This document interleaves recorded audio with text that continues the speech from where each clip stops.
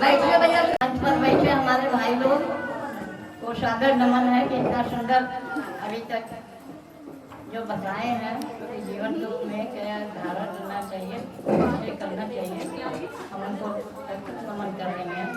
हमारे माधव भैया लोग हैं, उन लोग को भी नमन कर रहे हैं। हमारे सामने बैठे सभी भाई बहन सबको नमन कर रहे हैं।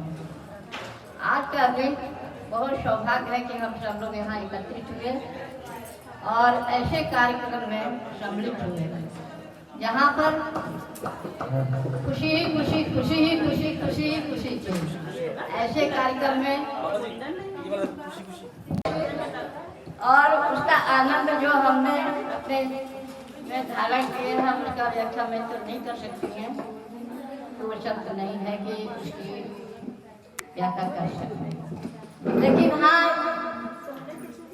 अभी भैया बताए कि जीवन में कैसे क्या उतारे, इसको अगर कोई जीवन में धारण कर ले तो सच में वो भगवान स्वरूप बन जाए।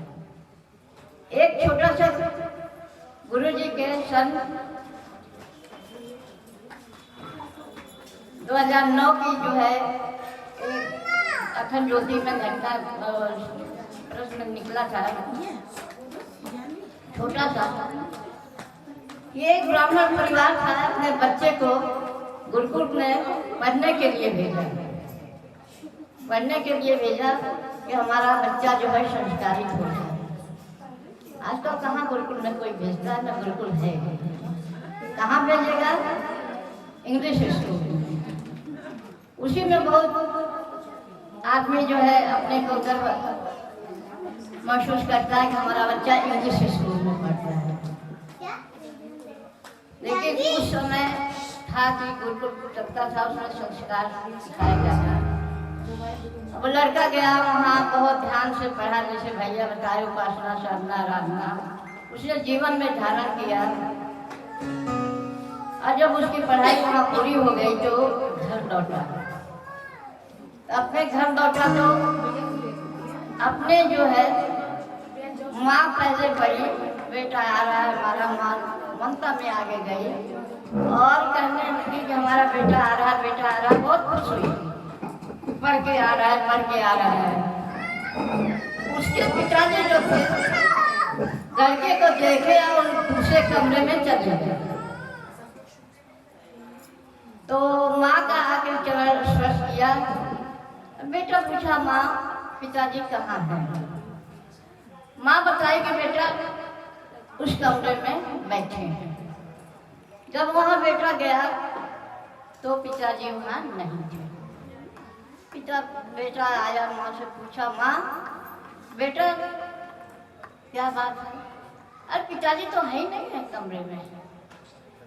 बाद में जाकर लोग देखेंगे एक दरवाजा था, दरवाजा से अपना निकल के बाहर चला। बेटा बहुत दुखी हुआ कि हमारे पिताजी हमारे आने पर क्यों चले गए, क्यों इतना दुखी हो गए, कि किस कारण से चले गए। तो गुरु जी लिखे हैं कि 1 साल के बाद वो साधना एक करके आया कि अपने अंदर आत्मता को कैसे धारण करें। ये पिता को ज्ञान नहीं था, बेटे को ज्ञान था। इस शर्म के मारे वो चले गए। और जब 1 साल के बाद उस चीज को सीख करके आए और अपने अंदर उस परमात्मा को धारण किए, और जब उसका तेज उनको मिला तब वो अपने बेटे के सामने आए। तो बेटा बहुत रोने लगा कि पिताजी आप कहाँ चले गए थे, क्यों नहीं हमसे मिले? हम तो आपका चरण छूने के लिए आए थे और आप मिले बिना कहाँ चले गए? जानते हैं भाई बहन, पिताजी ने क्या कहा? पिताजी ने कहा कि बेटा जब तुम घर में घुसे कमरे में, मम्मी के पास आ रहे थे, तुम्हारे माथे पर इतनी बड़ी चमक थी कि उस चमक को मैं बर्दाश्त नहीं कर पाया, क्योंकि मैं उस योग था ही नहीं कि उस चमक को हम अपने अंदर धारण कर सके और तुमसे पैर छुआ सके। इसलिए बेटा मैं चले गए कि मैं उस योग्य नहीं है कि तुमसे पैर छुआ दूं, क्योंकि वो साधना मेरे अंदर नहीं है। इसलिए मैं उस साधना करने के लिए 1 साल हम वन में चले गए, जंगल में चले गए, वहाँ चले गए, वहाँ चले गए, वहाँ से सीख करके आए। अब बेटा तुम हमारा पैर छुओ, क्योंकि पैर छुआने के लिए भी योग्यता होना चाहिए। योग्यता होना चाहिए, तभी वो पैर छुएगा जो उसको उसका लाभ मिलेगा। एक पागल आदमी का जिसके पास दिमागे नहीं उसका पैर छुएगा तो क्या देगा? वो हंसेगा, खुश होगा कि हमारा पैर छुए, लेकिन हमें क्या मिला? पैर छूने वाले को कुछ नहीं मिला।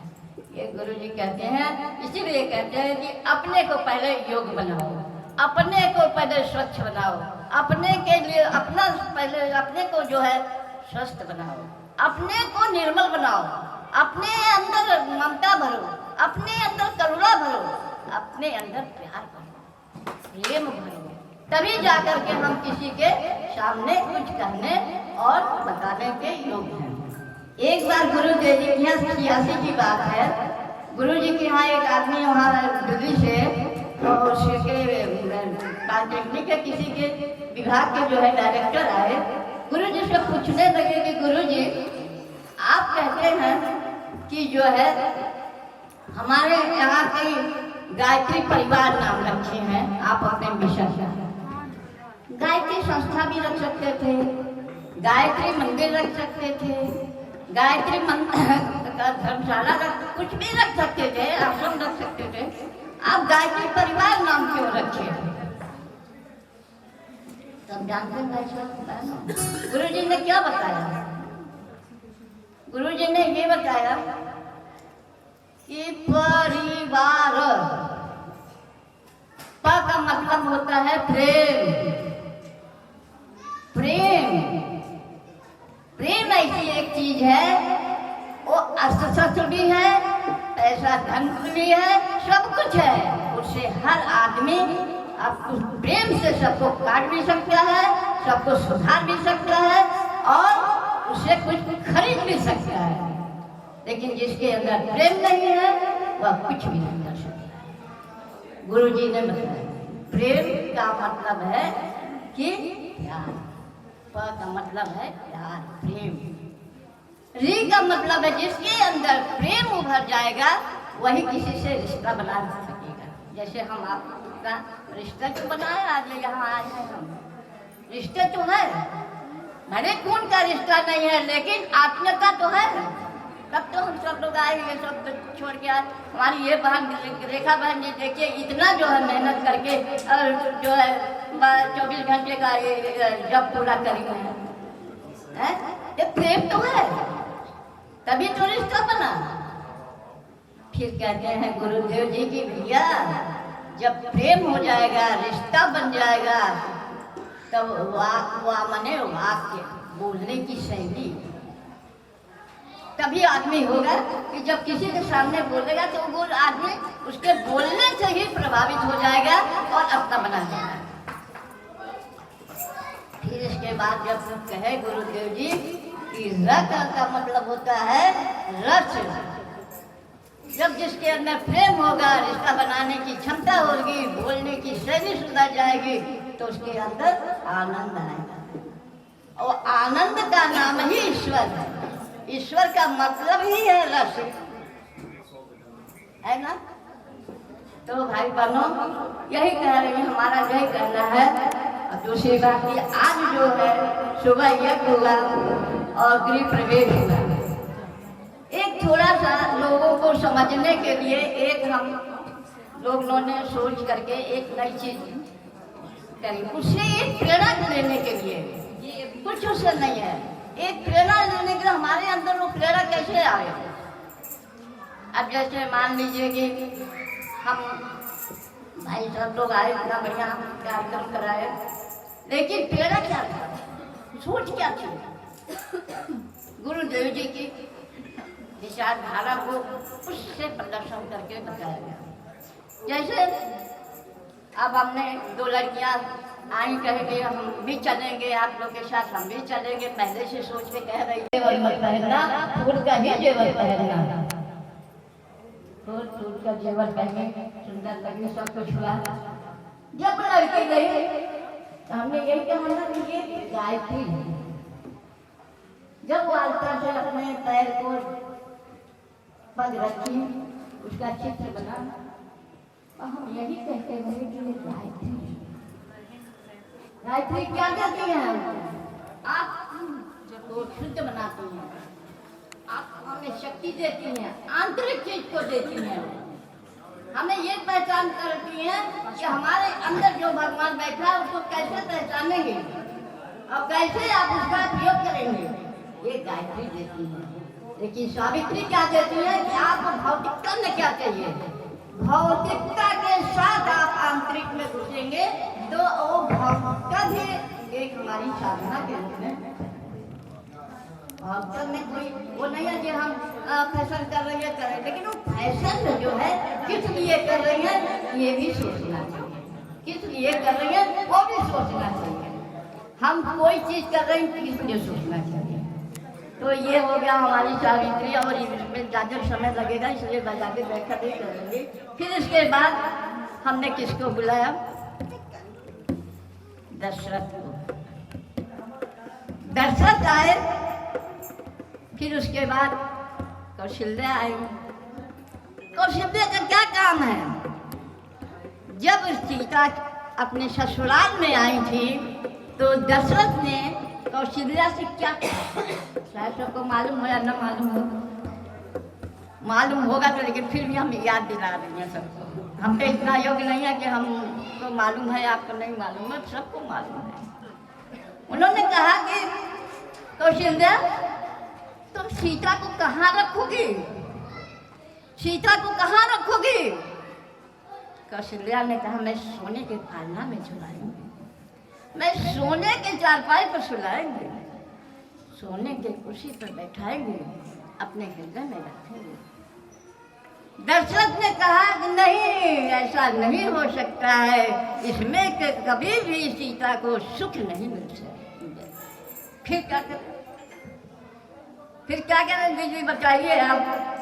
कौशल्या है, दशरथ ने कहा कौशल्या हमारे शरीर का एक अंग ऐसा है जिसमें कि हवा भी चली जाए तो तकलीफ देती है। तो क्या हुआ? कहाँ बैठा है? आँख की पुतली में। आँख की पुतली ऐसी चीज है, सबको उसमें कुछ भी थोड़ा सा पड़ जाए कितनी तकलीफ होती है। मैं उस आग के पुतली ने अपने सीता को रख करके और उनको संस्कारित करेंगे, उनको अपना बेटी माना। पैदा भी नहीं किया तो क्या हुआ, लेकिन नहीं, मैं आग के पुतली में रखेंगे, सोना चांदी कुछ भी नहीं। तो हम तो यही निवेदन करेंगे, जो यहाँ पर बहू है या सास को उसको अपने बहू को हमेशा आग के पुतली में रखना चाहिए।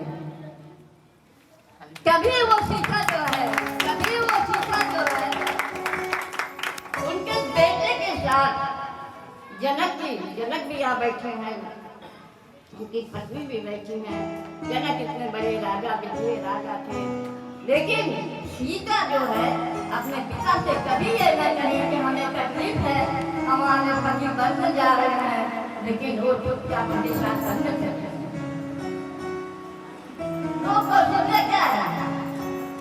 कौशल्या को ऐसा होना चाहिए, हर क्लास को ऐसा होना चाहिए कि जो है अपने बहू को, सीता ने कितना प्रेम अपने कौशल्या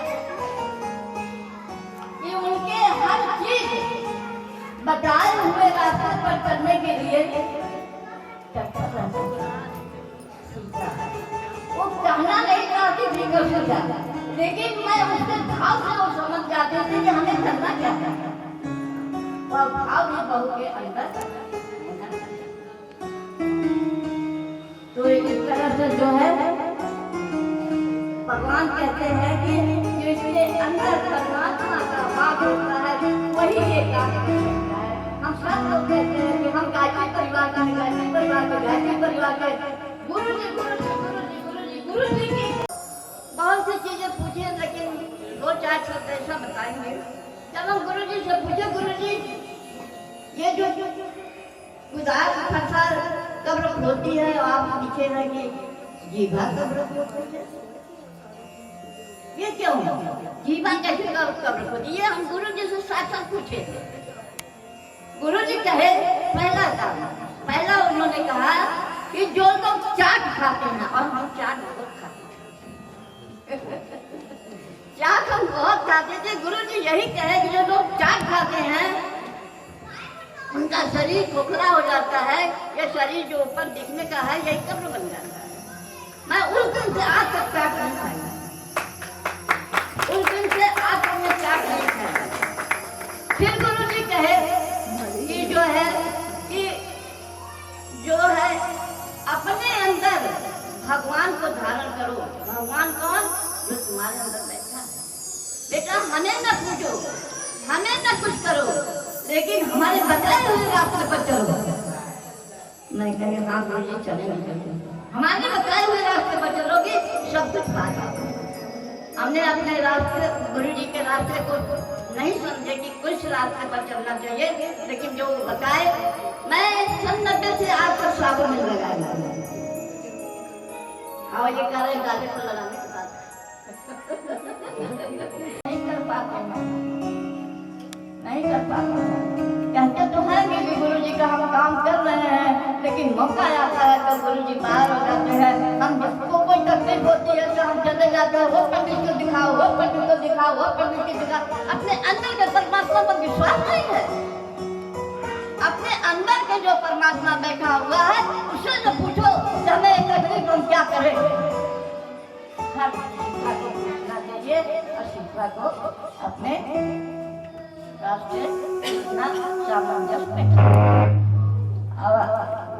जो है इसके लिए हम अगर किसी को कुछ लगा हो तो क्षमा कीजिएगा, लेकिन नहीं, हम सब ये प्रार्थना करते हैं कि सभी लोग कौशल्या बने, कौशल्या बने। और फिर जब शिक्षा अंदर गई तो क्या बात थी जब उस घर का सब कुछ ही बदल गया।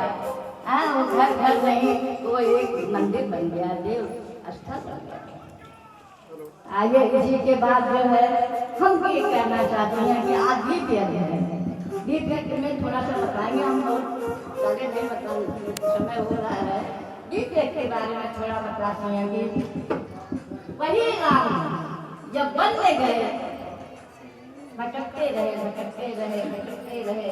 और भरत एक भाई ऐसा था कि वो जमीन खन के हमारे भैया जमीन पे चल रहे हैं, हमारे भाई में नहीं पड़ रही है, जमीन के लिए मारा पीटी हो रहे बंदूक उस समय का क्या था। आज जो है समय ऐसा है जैसे गणेश भगवान सतयुग में भी थे, त्रेता में भी थे, द्वापर में भी थे, कलयुग में भी है। चारों का चारों रूप अलग है। विष्णु का भी देखे हर वक्त जो है अपना स्वर बदल करके लोगों की रक्षा करते हैं। आज हमारे आचार्य श्री राम शर्मा जी सतयुग में भी रहे हैं, सभी में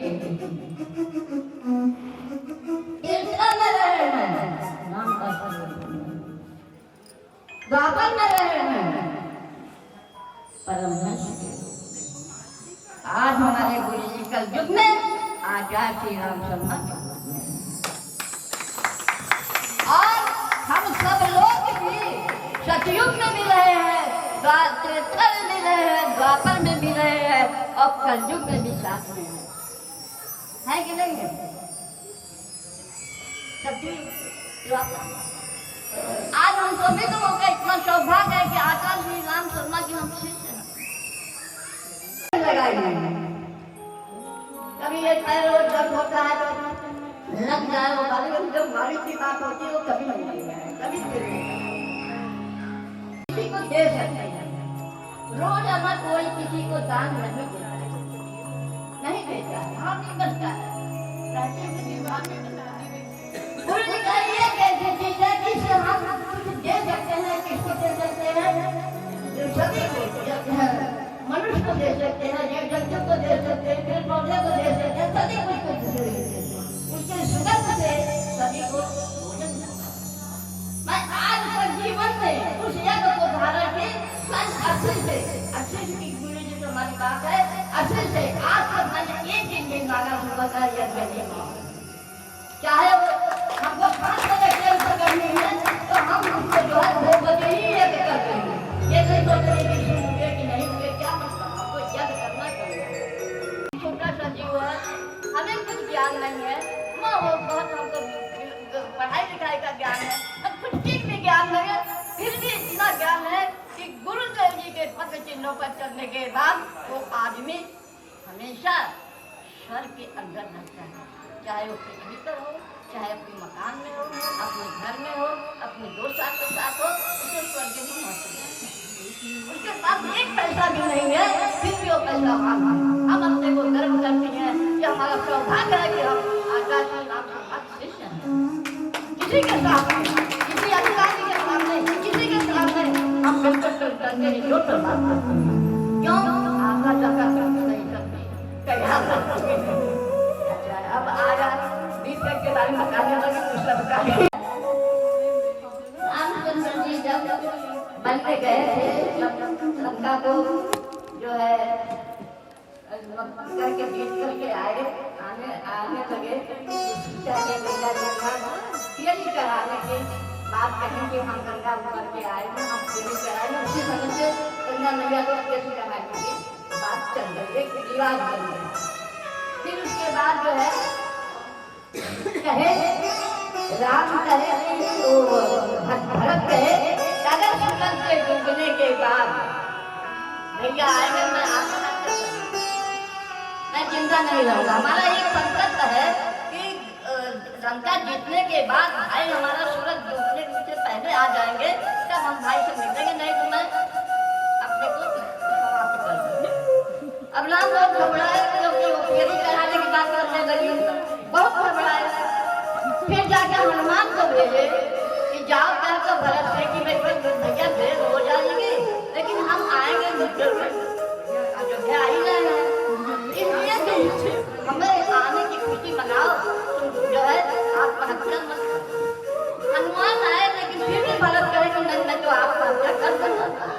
अगर हमारा एक संकल्प है, संकल्प में इतना बल होता है कि अगर उसको कोई मान ले तो बुरा लगता है। वो भरत गए, भरत कहाँ गए? सूरज के पास। सूरज से भगवान आप थोड़ा देर में डूबिए। सूरज कहे नहीं, हमारा नियम है, मैं नियम को नहीं तोड़ूं। हमारे जीवन में भी ये होना चाहिए कि नियम को न तोड़ें। उन्होंने मना कर दिया कि मैं अपने समय से ही अस्त हो जाऊं। फिर वो चंद्रमा के पास गए, चंद्रमा कहेंगे भैया हम तो सूरज के ही प्रकाश से अपने को प्रकाशित करते हैं, तो सूरज नहीं रहेगा तो हम कहाँ से, क्योंकि अंधेरी रात थी, कार्तिक का महीना अंधेरी रात। फिर उसके बाद जो है चंद्रमा का तारों के लगे, तारा भी चंद्रमा में कौन प्राप्त किया? एक छोटा सा दीपक में रखा हुआ है, एक छोटा सा दीपक आए और भरत से कहा कि हम चलेंगे, दूसरी आई हम चलेंगे, तीसरी आई हम चलेंगे, लाखों दीपक आकर के जल करके वही हो गया तमाशा। इस दीपक में 5 तत्व है, जैसे हमारा शरीर 5 तत्व से बना हुआ है, दीपक में भी 5 तत्व है। दिया जो है पृथ्वी तत्व है, पृथ्वी तत्व है ना, सभी पृथ्वी तत्व है। पृथ्वी क्या कहती है? पृथ्वी के पास हम बैठे हैं, यहाँ गायत्री करते हैं, पेशाब करते हैं, कुछ भी गंदगी करते हैं, पृथ्वी कभी कुछ कहती है? क्या हम पृथ्वी बन सकती है? हमारे कोई गाली दे, चाहे कुछ कहे, क्या हम शांत रह सकते हैं? तो अगर हम गुरु से जुड़े हैं, अगर हम गायत्री से जुड़े हैं, तो ये समझा अपने अंदर लाना चाहिए कि हमको कोई गाली दे चाहे कुछ भी कहे, हमको गुरु जी से हैं, इनको क्या जानना, इनको क्या जानना, कुछ भी कर ले, हम तो जानते नहीं तो है, क्या मतलब है कुछ, क्या दीपक का काम है पृथ्वी का, फिर इसके अंदर जो है तेल भरा जाता है, जो जिसको कहते हैं जल, जल कहती है कि पृथ्वी मां है आपके साथ, सूर्य आ जाती है उसमें तेल भर जाता है, वो कहते हैं जल कहता है कि हमारे लिए तो सरल होना चाहिए, चाहे जहाँ गिरा दो वो बह जाएगा, हमारा भी जीवन ऐसा होना चाहिए कि अच्छे मार्ग पर बढ़ बुरे में नहीं। फिर इसके बाद जो है उसमें पत्नी रह जाती है ना,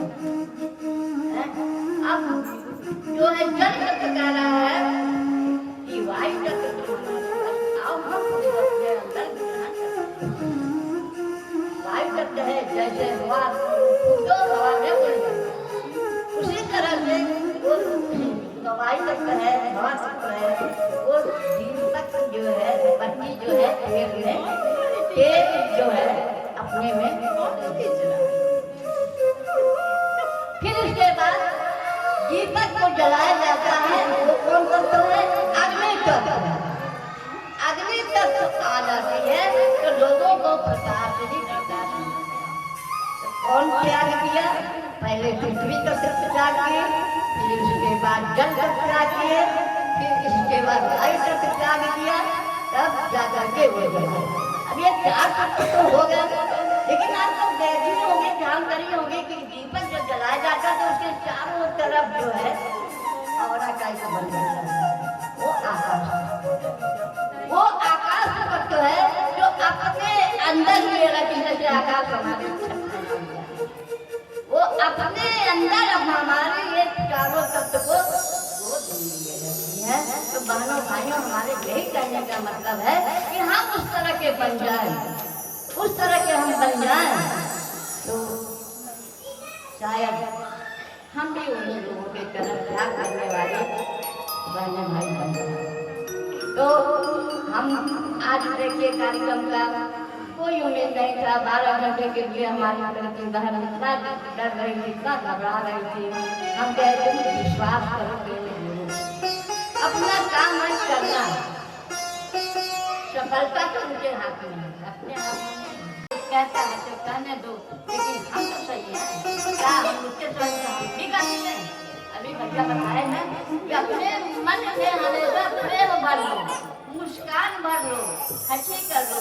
अभी चिन्ना जी एक दिन जो है अपना बोल रहे थे, अपना भोजन में कह रहे थे आने वाला समय ऐसा हो जाएगा कि एक आदमी हंसेगा, एक टैबलेट नहीं खाया, एक टैबलेट नहीं खाया, कोई चीज परेशानियां ऐसी नहीं कि हमको नहीं आती है, लेकिन हम कहते हैं गुरुदेव जी हमारा कोई प्रारब्ध होगा, इसलिए जो है कि तकलीफ हमको हो रही है, ये प्रारब्ध आप ही समझे, हमको समझने से बाहर।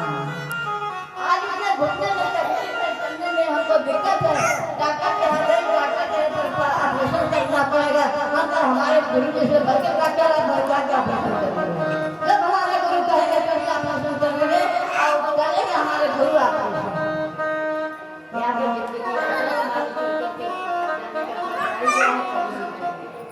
लेकिन ऑपरेशन तो ये सब चीजें मन में क्यों आती है, जब गुरु जी के तत्व को चलने की कोशिश करना है, उससे पूछो कि हमें क्या करना है और उस पथ पर चले, उस पथ पर चले। देखिए जीवन इतना सुखमय रहेगा कि अब हम कुछ बता नहीं पाएंगे, बाकी अब हो गया।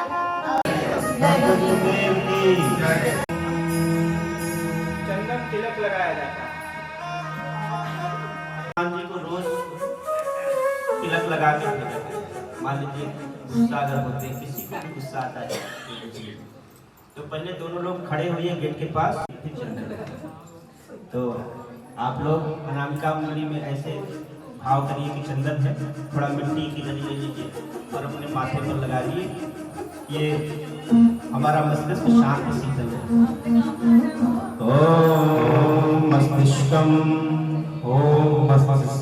शांतं भूयात् ओम रुचिता आवेशः मा भूयात् ओम शीर्षम उन्नतं भूयात् ओम विवेकः स्थिरे भूयात् ओम भूर्भुवस्सुः सवितुर्वरेण्यं भर्गो देवस्य धीमहि धियो यो न प्रचोदयात्। संकल्प सूत्र धारण। सावधान रहना चाहिए, आपने सावधान किया तो ऐसे सावधान रहे जीवन में, सावधानी हटी तो घटना। तो आइए कलश भगवान का पूजन अर्चन करेंगे। नमः गायत्री माता का ध्यान कीजिए। ओम माया देवी प्रक्षरी ब्रह्मावती गायत्री छंदसा माता कमयोनि नमोस्तुते। ओम श्री गायत्री नमः। आवाहयामि साम्यामि ध्यायामि। हाथ जोड़कर के प्रणाम कीजिए। ओम स्तुतामया वदामि माता प्रचोदयन्तं पावनानि भजानां आयु प्राणं प्रियां पशुं चेतनं समयं दत्त्वा भजतं लोकं मां यशराशि सर्वभूतस्मैनाथ नमः सर्वमङ्गलमाङ्गल्ये शिवे सर्वार्थसाधिके शरण्ये त्र्यम्बके गौरी नारायणी नमोस्तुते। नमोस्तुते सहस्रपादाचितोरुवाहवे सहस्रनामे पुरुषाय शाश्वते सहस्रकोटियुधारे नमः। पुष्प ले लीजिए। आवाहन पाठन आसन समर्पयामि। जल छोड़ दीजिए चार बार। पाठन पाठन समर्पयामि। धर्म समर्पयामि। त्यागमणि जलम समर्पयामि। स्नानं जलम समर्पयामि। वस्त्रम कलावा को चढ़ा लीजिए। कलावा को पुष्प चढ़ाइए।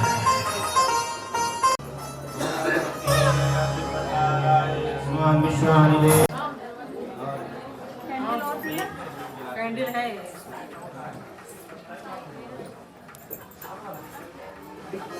सब लोग जला लो।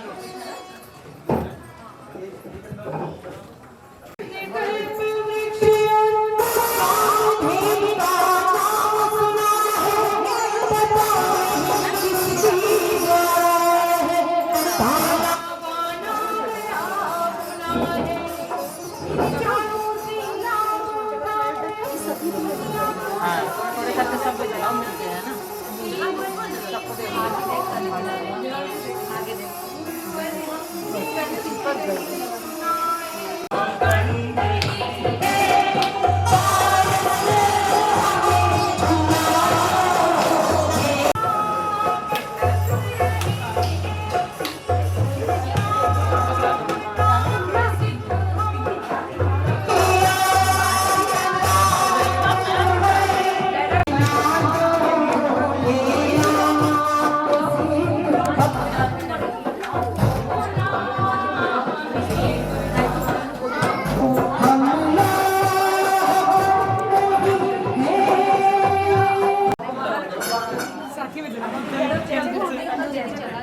ये वाला उसको काट सकते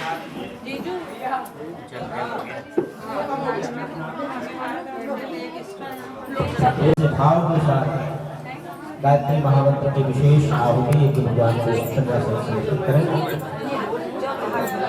ओम भूर्भुवः स्वः तत्सवितुर्वरेण्यं भर्गो देवस्य धीमहि ओम भूर्भुवः स्वः तत्सवितुर्वरेण्यं भर्गो देवस्य धीमहि धियो यो नः प्रचोदयात्।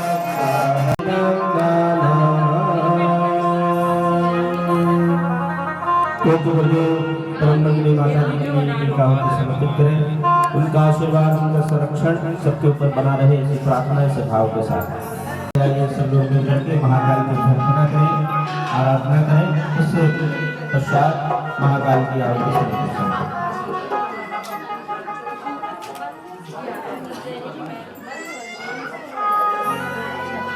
बोले देवाल के महाकाल की शंकर भगवान की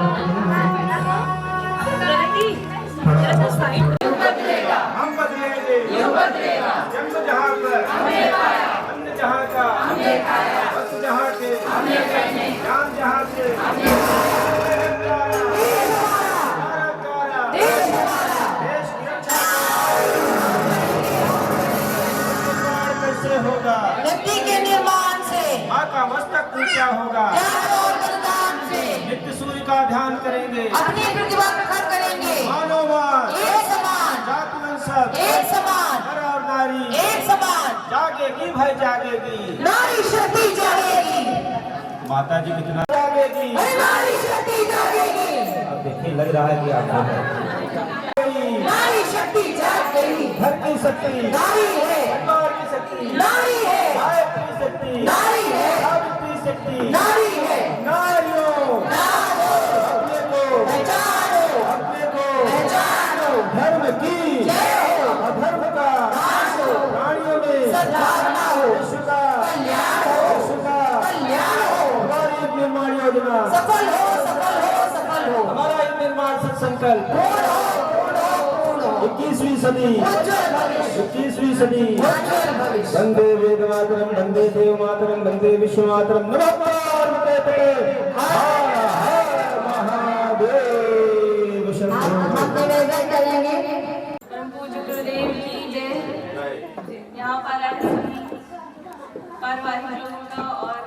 सभी परिवार के ये लोग हैं, सभी भाई बहनों का बहुत बहुत धन्यवाद। सबसे पहले तो मैं आदरणीय माता जी का बहुत बहुत हार्दिक धन्यवाद करना चाहूँगी, जिनके सानिध्य में सारी चीज़ें ही हुई हैं।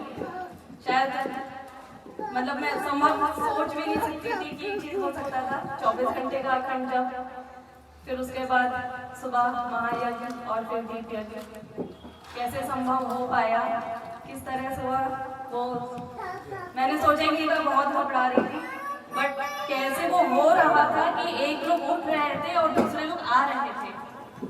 मतलब वो ऐसे लग रहा था एक चमत्कार ही था कि वो लिफ्ट से निकल रहे थे और एक पाली उठ रही थी, दूसरी आ रही थी, दो उठ रही थी और आ रही थी। तो मैं बोल भी रही थी अपने फैमिली में कि आप लोग रेस्ट करिए, कोई समय खाली होगा तो आपको टाइम उसमें देना है, बट ऐसा आया ही नहीं। मतलब पूरा 24 आवर्स कोई ना कोई आता ही रहा। ऐसा नहीं हुआ कि किसी को मतलब डिस्टर्ब करना पड़ा, एक्स्ट्रा बोलना पड़ा हो। तो मतलब ये गुरुदेव का चमत्कार ही है। और उसके बाद मैं आदरणीय रेखा दीदी का बहुत बहुत धन्यवाद करना चाहूँगी, जिन्होंने बहुत मेहनत करी है, बहुत इस मैसेज को फैलाया है और लोगों को बोला है कि यहाँ पर आए और अपना समय दें।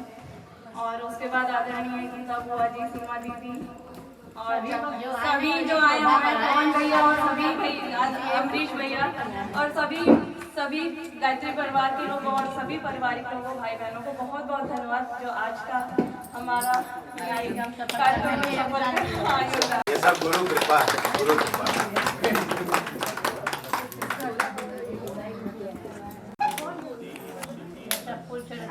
वेट कीजिएगा आँख बंद हो गई। चलिए ले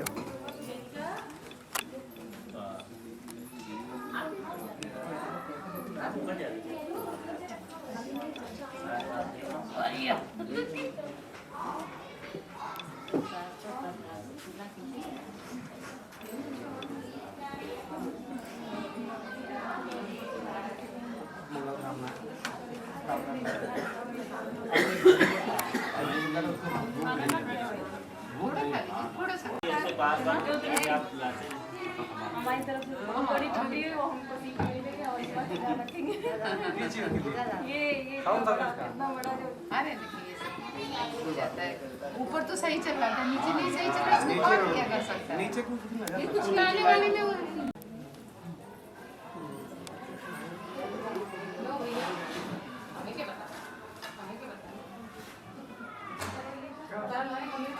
पता, हमको यही भी नहीं पता है।